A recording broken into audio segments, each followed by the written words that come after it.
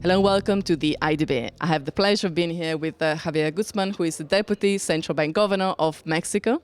Thank you very much for joining me. You've just taken part in a very interesting panel discussion at the Latin American Forum organized by the IIF, the Institute of International Finance, here in Nassau, which is running alongside the annual meeting of the IDB. A point that you mentioned, which has been, of course, been discussed by the central bank in the past, is the one of international coordination when it comes to monetary policy. Do you think that this is something that can actually happen?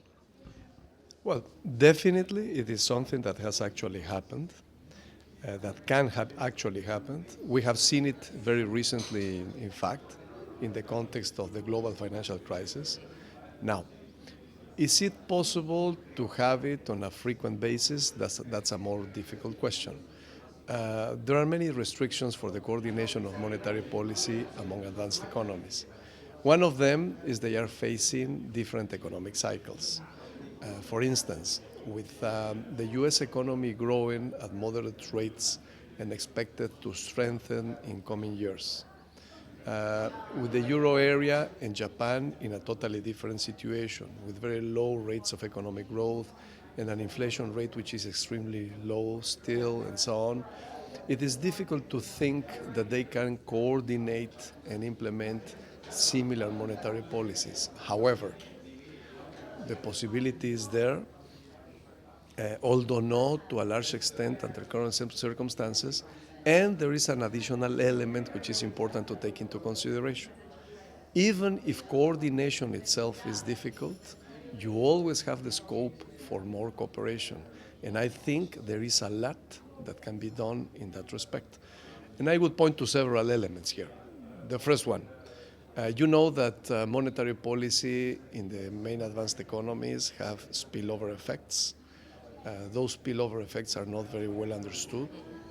The first thing that they should be done, I think, is to take more carefully into consideration the international repercussions of their monetary policies and therefore those spillovers. Secondly, as I said before, spillovers are not very well understood, and I think there is consensus about that.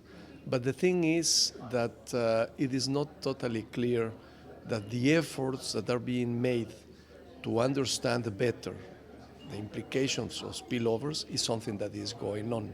I don't think there is still a sufficient effort to change the status quo in terms of understanding the spillover effects. And what are the reasons for this? Well, the reasons for this is, for me, it is very difficult to say because those are basically, the responsibility of advanced economies. There is some work that is being done in international institutions. In fact, you know that the IMF is producing a report on spillover effects. But the fact is that even among representatives of advanced economies, there is agreement that the effort is still insufficient. That is not the end of the story. There have been some proposals put forward recently to try to arrive to mutually acceptable rules of the game for responsible monetary behavior. That is not an avenue that has been explored. I think it deserves to be discussed, to be analyzed more thoroughly. And then the final element I would underline here is related to communication. Communication is crucial to try to minimize the potential spillover effects of monetary policy decisions.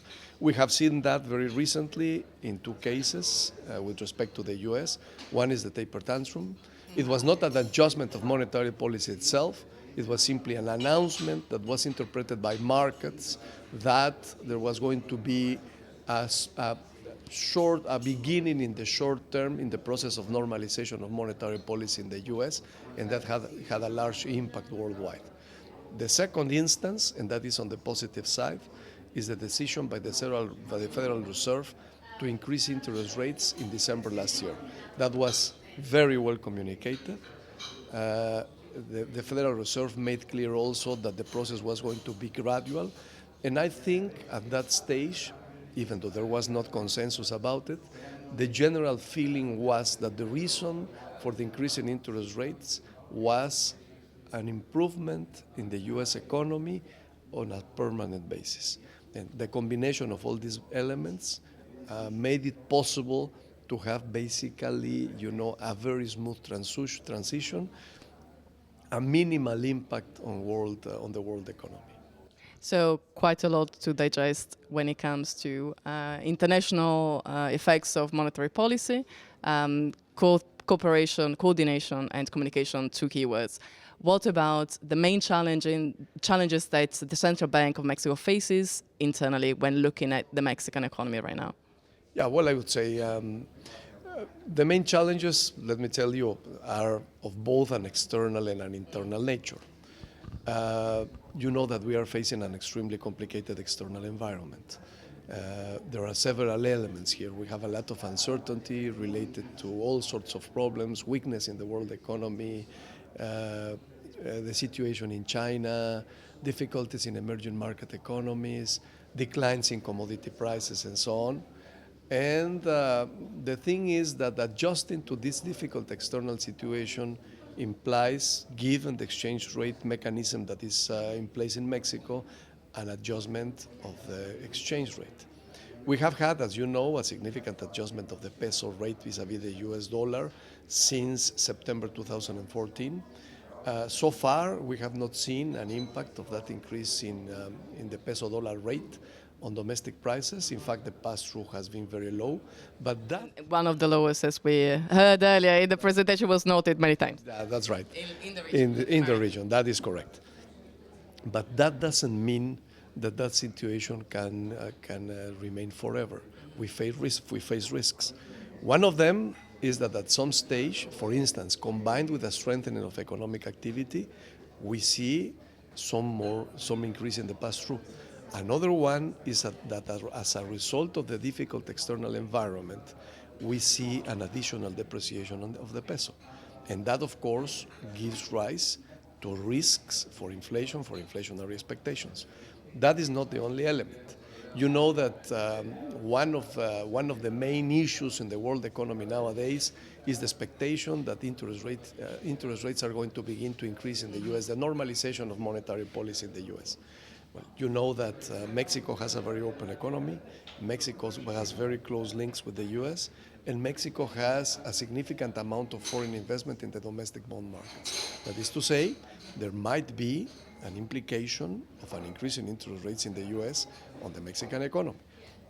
So this is another of the crucial elements that we are following. And then the final one, I would say, the final one on which we are paying special attention is the evolution of domestic demand. Nowadays, we have a negative output gap, which means we have unused capacity in the economy. This is based on technical estimates, and the output gap is not an observable variable. You have to estimate it, and you can make mistakes. For instance, you may be overestimating the potential growth of the economy. The other thing that may happen is that we might see a faster recovery of economic activity than we expect at this time. Let me tell you that nowadays we are expecting the output gap to remain negative until the end of 2017. But we can have surprises in that respect. So what we have been saying, we have insisted on that, is the Bank of Mexico is going to be paying attention to all determinants of inflation. But we are going to place particular emphasis on three elements. One of them is the exchange rate and the pass-through to inflation. The second one is the relative monetary policy position with respect to the U.S., which means the interest rate differential with the U.S. economy. And the final one is the evolution of demand. We do not have demand pressures of inflation nowadays, but we don't want to be facing surprises. Okay, so three key points to obviously work on, and I know the central bank is very keen to make sure that all three are addressed properly. So thank you very much again for your comments, and I'll let you continue to your very busy schedule today. Thank you.